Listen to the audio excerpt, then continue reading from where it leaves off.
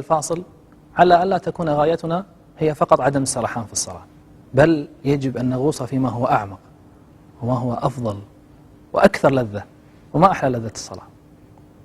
لهذا يجب أن تعلم أن حضور القلب هو فقط أول هذه المعاني وأول هذه المشاعر، وإلا فهناك بعد أعمق من حضور القلب فقط.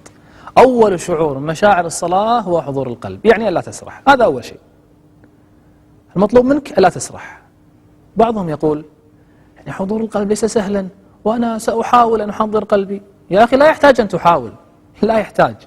كثير من الناس يجاهد على هذا الشعور وأنا لا أدري لماذا يجاهدون عليه. المفروض أنه لا يحتاج منك أن تجاهد عليه. لماذا؟ لأنه وببساطة لذة حضور القلب مع الله في الصلاة أعذب بكثير بكثير من لذة السرحان.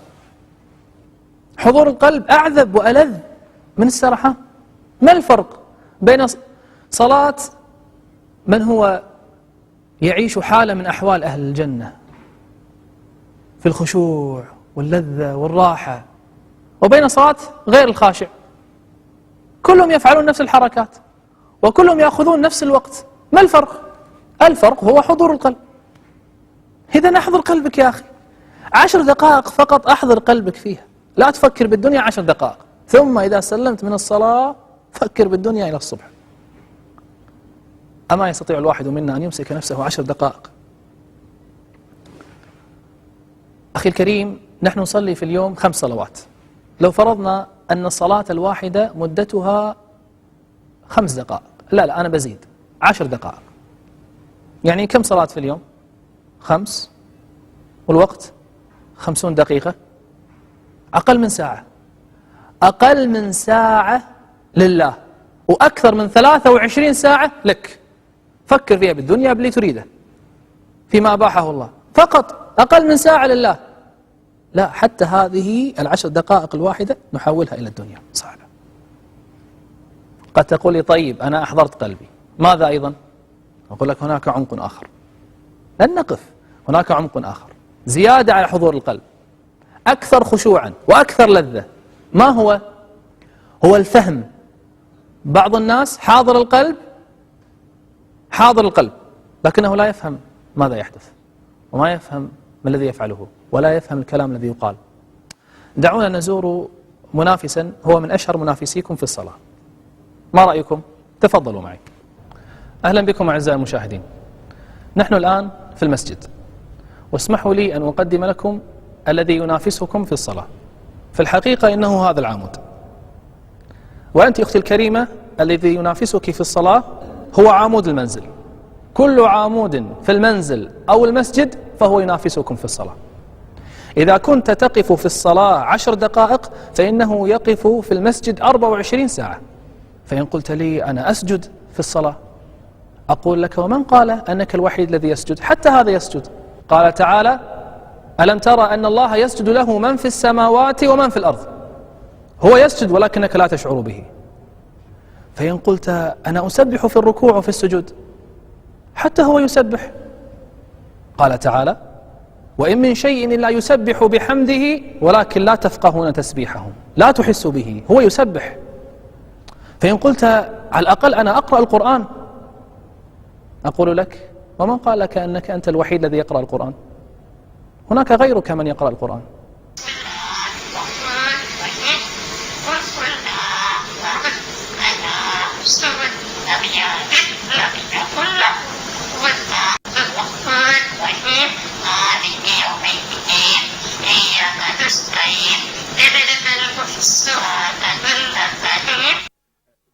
ما رأيكم؟ الأشياء التي تفعلها في الصلاة لست وحدك الذي يفعلها. لو سألت العمود ماذا قرأ الإمام لقال لك لا أدري. البغبغاء لو سألته ماذا قرأ لقال لا أدري. سمعت الناس يقولون شيئا فقلته. نحن نسألك الآن ما الفرق بين الرحمن والرحيم؟ كلاهما يدل على الرحمة. ما الفرق؟ قولك التحيات لله والصلوات والطيبات ما معناها؟ التسبيح ما معنى التسبيح؟ قد يقول قال تعظيم، أنا أريد أن أعرف سبحان ما معناها. كثير من الناس يظن أن الحمد هو نفسه الشكر، خطأ، يختلف. ما معنى تبارك اسمك وتعالى جدك؟ المشكلة أننا نردد أمورا لا نعرفها، ثم نتساءل لماذا لا نخشع؟ ليس فقط أكبر أهدافك هو أن لا تسرح، هذا أول عمق.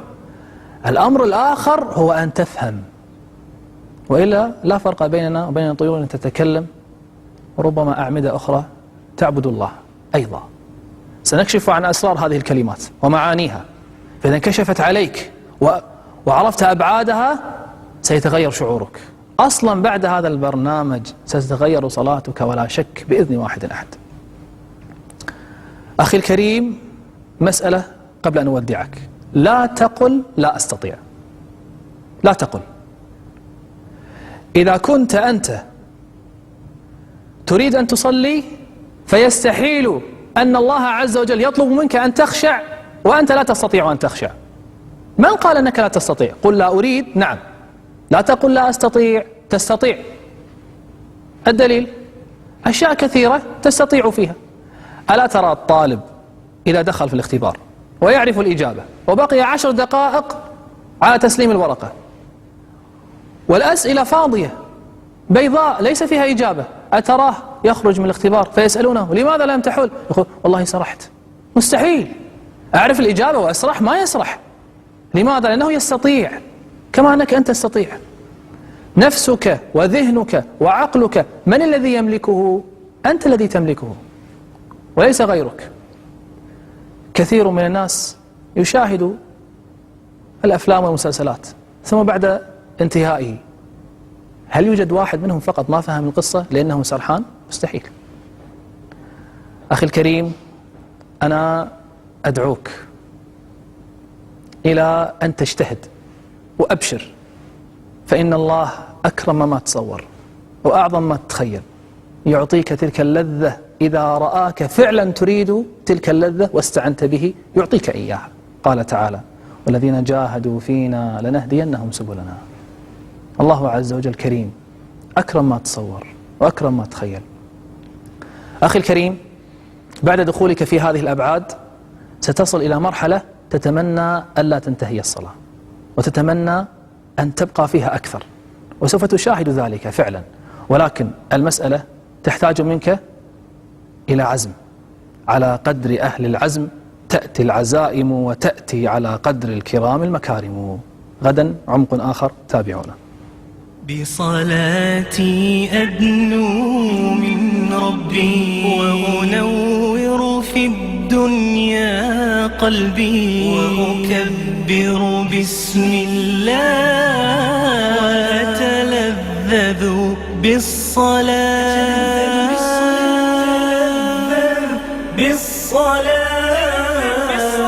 كبر باسم الله ادعوه فستلقى